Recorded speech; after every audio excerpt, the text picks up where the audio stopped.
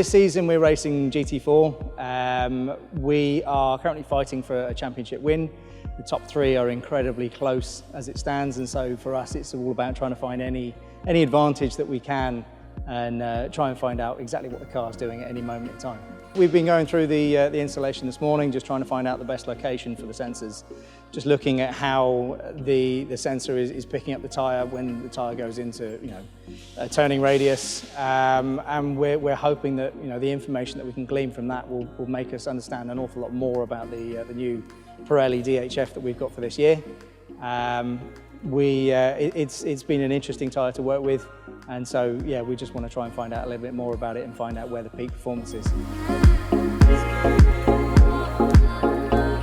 Yeah, so Tuesday, a couple of days' time, we've got a little shakedown at Silverstone. Just for us, it's a systems check. It's also to go through this new bit of kit and understand how the tyre temperature sensor works and how we can best utilise it moving forwards for the rest of the season.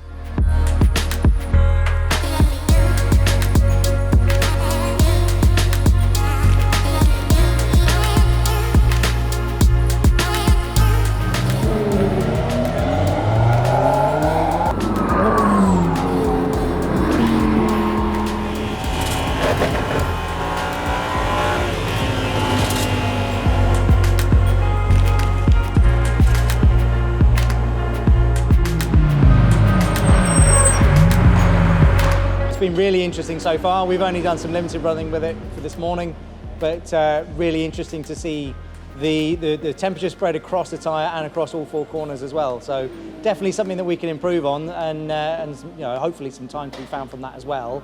But more importantly, longevity in the tyre. So it'll be interesting to play around with it and see what we can glean from